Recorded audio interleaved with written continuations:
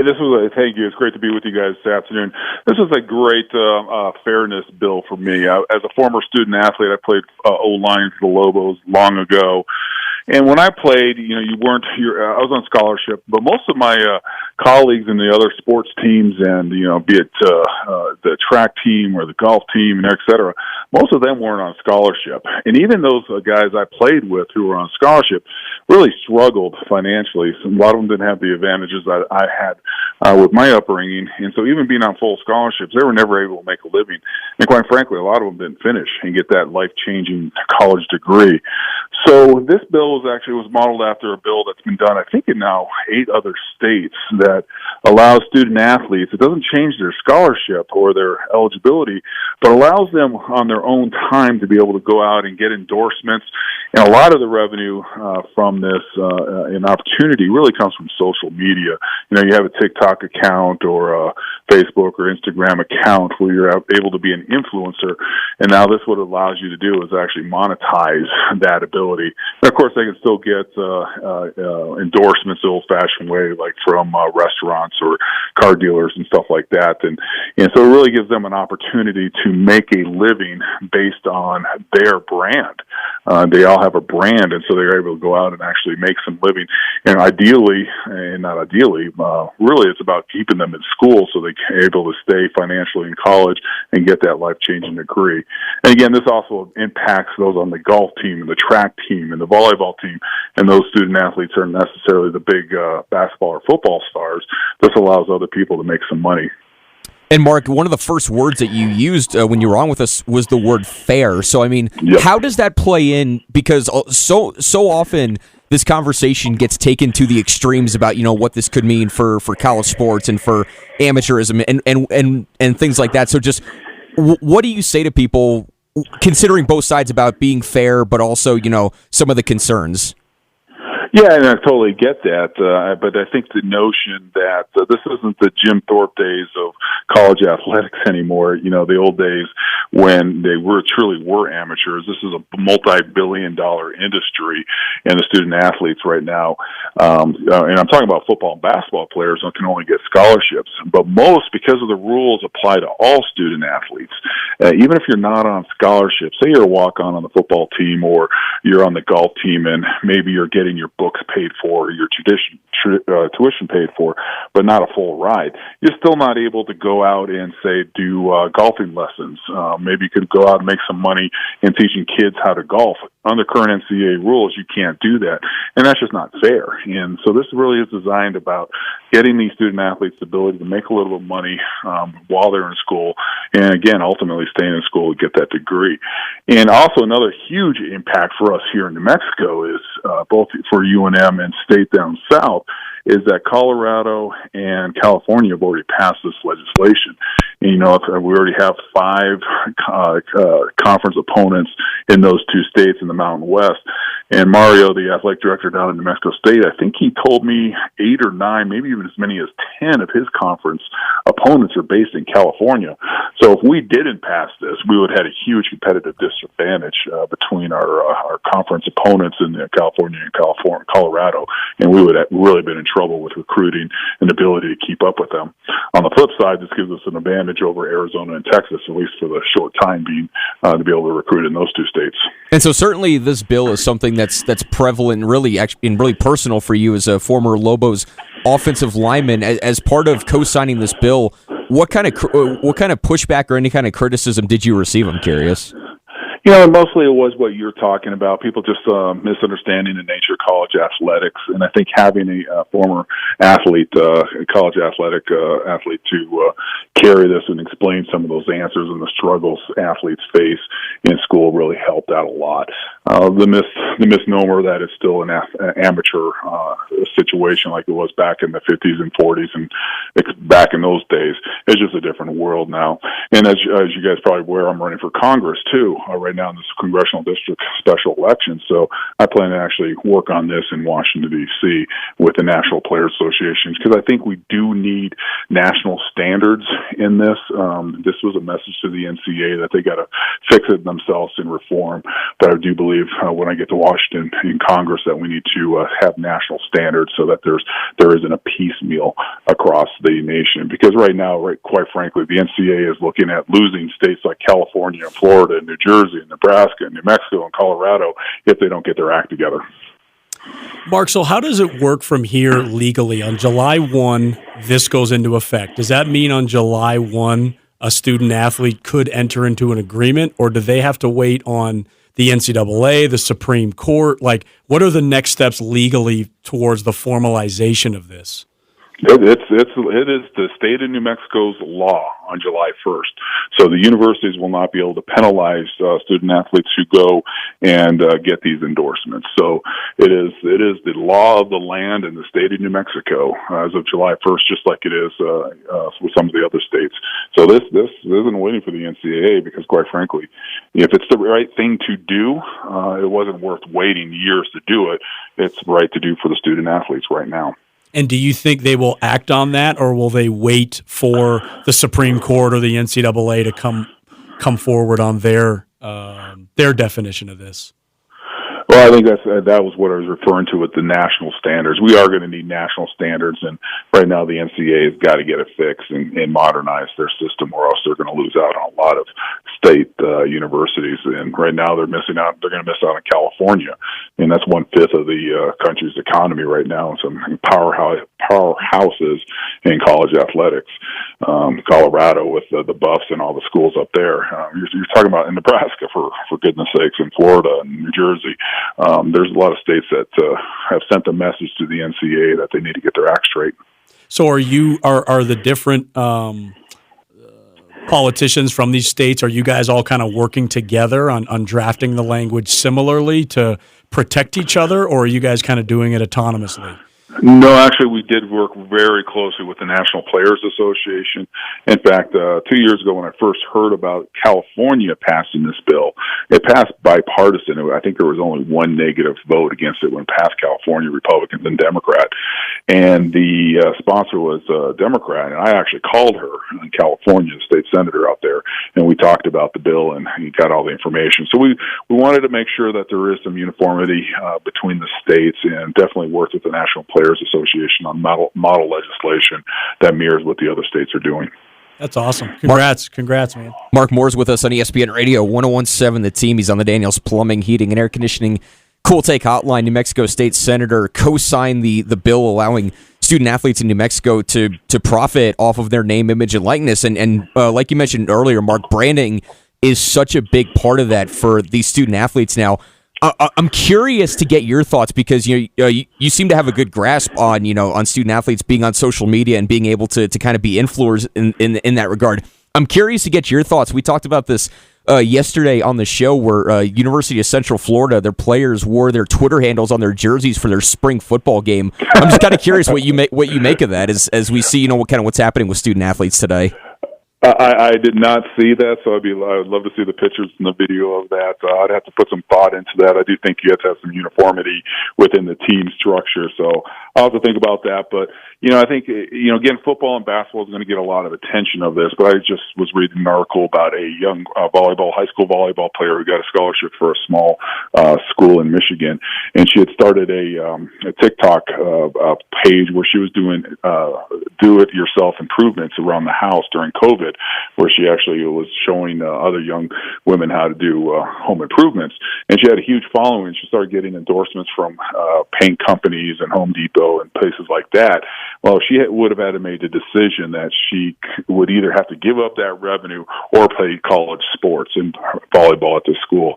And under this law, she'll be allowed to be able to do both. So it's not just sports related. It is about being able to make a living outside. And of course, now you're going to have an entrepreneurial spirit. Who knows where she's going to go with this in developing her brand and business in the future. And I think that's just amazing American entrepreneurship that makes this country great. great. Hey, we're talking to New Mexico State Senator Mark Moores here on ESPN Radio 1017, The Team. So, Mark, you're a co-sponsor of this bill. The other sponsors included Mo Maestas and Bill O'Neill. You're a Republican. Those two guys are Democrats. I mean, obviously, you guys worked across the aisle on this one, huh? And I take great pride in that. And actually, all three of us, even though we don't politically agree on some of the macro issues, all three of us are really good friends. And it proves how government should work. We can disagree on the big issues, but when it comes down to it, we're good friends and we work together on this. And Bill O'Neill actually returned kicks and was a receiver at Cornell. So he was a college athlete. Interesting. There's not a bigger college athletic supporter here in New Mexico than Representative Mo Maestas. He is a huge super fan. His dad was a sports beat writer for a newspaper. And, Frank Maestas, legendary Albuquerque Journal writer, of course. Yeah, Mark. Yeah, so no one knows sports better than Mo. A good friend, even though we disagree on some issues, we work together incredibly well when it comes to this, and supported the New Mexico Bowl and other issues when it comes to sports. I love working with him rather than against him. Mark, appreciate you joining us here on Team Talk on ESPN Radio 1017, The Team. Good luck with everything, and we'll definitely keep in touch, Mark.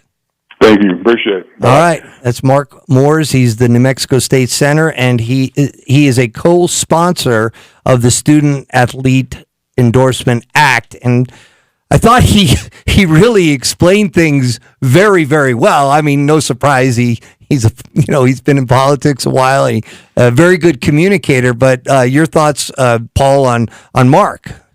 Yeah, he obviously came across very well educated on the topic. It's good to see all these states kind of working together so that they're checking each other's balances, so to speak, with each other. And it's good for the student athletes here in New Mexico. So he, Sam, he's a former football player, but the things that he was like using examples were like athletes that he knew in college from other sports. So like he showed, that he saw that this was much bigger than just like football or basketball. I think he referenced the golf team a couple of times, those things. Right. The golf team, the tennis team, it's for everybody. And I'm glad that he was able to really kind of squash some of that stuff of, don't worry about, nobody's trying to take down any kind of major organizations. Nobody's anti-big business. It's just about giving everybody an opportunity. And I really like the way that he put it about, giving these student athletes an opportunity to make some money, and then while still, further incentivizing them to finish college and get their degree. And the other part of that you can go to as well is not making anybody choose between going to, being a student athlete and living out their dream of playing sports and having to, support a family. Like, I mean, there are very real impacts to this beyond just, greed and dollars I'm glad that he was able to really, because like, it might have seemed like I was pushing him a little bit. Like, I am a huge proponent of this. This should have happened a long time ago, and I'm glad it's moving forward because there are real life impacts. We were joking about it yesterday about, Jake Butt getting a Charmin endorsement when he was at Michigan, but like there are real life, implications to this that'll give more people an opportunity to play college sports. So he brought up the fact, Paul, about Mario Mocha. He honed in on the effect that this would have on New Mexico State, and he felt that it would be a disadvantage competitively if New Mexico State was left out with these other states moving forward. How relevant do you think that is? When it first came out, yes, I remember talking to Mark when this was all kind of coming about, and I think he was accumulating information from different people at a lot of different levels. But obviously, Mario was kind of aligned with probably coaches at the time as well, going, "Geez, these other states are doing it. We don't want to be left behind." Where a student athlete is faced with going to school A or school B. School B being in the state of New Mexico, but they're choosing school A simply because of something like this. If you've done your job and kind of out recruited another school in certain areas, you wouldn't want this to be the defining factor if you can go about making the change or the law that New Mexico has now done. Yeah, I mean, so it's for the WAC and the Mountain West too. I mean, there's certainly plenty of California schools in in the Mountain West, and it seems like this has calmed down, fortunately, a little bit. Some I remember what it was probably last year. Last year might have been almost about a year and a half ago now, when it first came out that California was going to do that. That California was going to pass that law. And I remember the reaction at the time was, what does this mean for California? Are they going to get kicked out of the NCAA or whatever it is? But fortunately, enough time has passed where it seems like it seems like some of the initial fear and panic on what this means has kind of gone away, and some of that is just because it's as simple as hey, a college golfer can put on a golf clinic, or a tennis player can put on a tennis clinic, or be like so many other kids their age, go be a YouTube influencer and sell some springy dinghies. So, but you mentioned also, Sam, that this whole thing with the video games is getting back going more than it had been the last couple of years too. Yeah. So EA NCAA football, it's coming back. Let's go. And really, if you're talking about the genesis, this probably is EA Sports and Ed O'Bannon questioning why he's on a video game that other people are making money off of. I'd have to go back further than that, but if you're talking about just especially in the courts, somebody really officially challenging somebody in a place, not complaining or wondering why they didn't get paid, but really taking that next step. O'Bannon's case might really have been the originator of all of this. And it's happening now because that was one of the main questions early on that the Supreme Court asked in this case with the NCAA, where I forget which justice it was, but one of the justices in the Supreme Court basically just questioned to the NCAA, like, who put you as this, who put you as this godlike figure? Like, who put you in charge to make all these decisions? And it's something that the NCAA has to answer. So those questions are being asked, and more is finally coming to light, because the Supreme Court is about the only other entity that can really force that out of the NCAA. No question. I think even looking at what the case right now, the Alston case, which is at the Supreme Court, Kavanaugh came out with some very strong comments as well, and that's a Republican justice. Someone that you might assume, when California comes out with this law, the automatic thought is, well, it's California. They're progressive, it's liberal, and that's where the origination of the philosophy of being player centric would come from. But to see kind of Justice Kavanaugh come out and kind of say some things, probably the other side of the aisle. No different than Moores is saying, the way politicians came together here in New Mexico. I think it's become a much bigger topic to a lot of people, even in demographics that maybe ordinarily you wouldn't think would be looking at this in that way.